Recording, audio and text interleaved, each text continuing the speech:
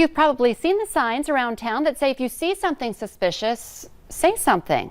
But what counts as suspicious activity and what's stopping people a lot of times from calling police? We check in today with Public Information Officer Jessica Schindeldecker to tell us a little bit more about what is happening. Jessica, welcome back to the show.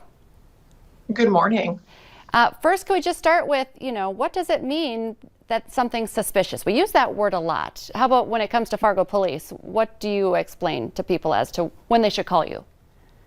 Well, suspicious is a really broad word because what could be suspicious to me versus what's suspicious to you may be a little different. But I like to always tell people that if something feels off, a lot of times we have that gut feeling that something just isn't right, and it's really important to go on that and to think like, okay, I need to get some help or have this looked into. And that common thing that people say is that I didn't want to bug the police, or they're worried that what seems off or suspicious to them may not be to the officer or other people, so they're worried about feeling silly about it. But what's really important is to remember that we want to come and check something out. So especially in your neighborhood, you know what fits and what doesn't fit. If someone seems to be lurking or is frequenting your neighborhood, but they don't live there, they don't have a purpose to be there, we need to know about that because we need to find out what they're up to and what they're doing. Maybe we find out that they do have a legitimate reason to be there for work, or they're visiting from out of town, they're visiting friends, family, or they have other reasons that they should be there. But at least we can find out who they are, what they're up to, and let them be on their way. And sometimes I feel like you might add this into something that's becoming a trend. So maybe one suspicious person or situation, it doesn't turn into something right away, but eventually it's information that police can use.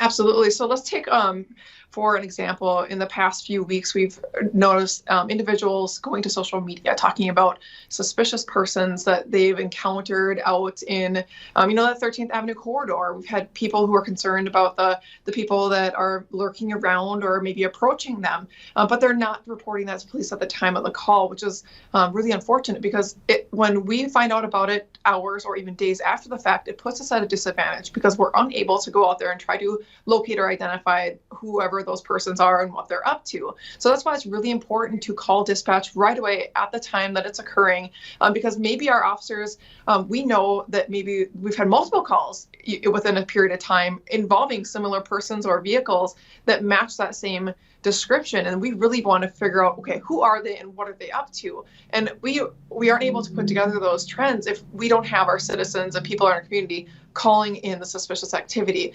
I've said it a lot of times is we would prefer to come out and find out that it was nothing rather than to not be able to come out and find out that it was something we could have stopped or preventing something more serious from happening. Very good point. Okay, don't be scared to call police, or don't be scared to think you're bothering them as well. Jessica Schindeldecker, Public Information Officer with Fargo Police. Thank you so much for your time today. You're welcome. Have a great weekend. You too. All right, as we start to wrap things up here, we have a little daily motivation. Here's today's quote of the day.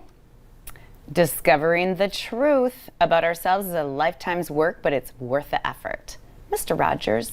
Oh, Mr. Rogers. I love great advice. Movie? Have you seen it? I haven't seen the movie. Did you like it? Yes, I did.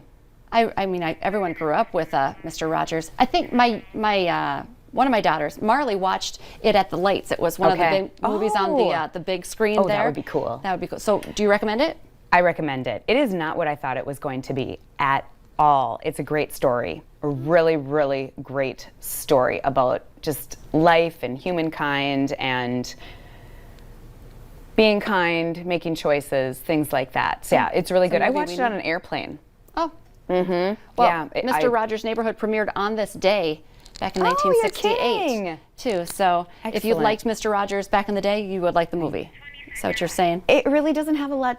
It isn't exactly the same. It isn't the same, so it doesn't matter. It doesn't. But it brings you back in time, of course. But otherwise, no. So I love that. Yeah. We need a movie about kindness to remind us to be kind. Be kind this weekend. That's right. Go Bison, and we'll see you Monday morning at 9. Have a great weekend, everyone. Bye-bye.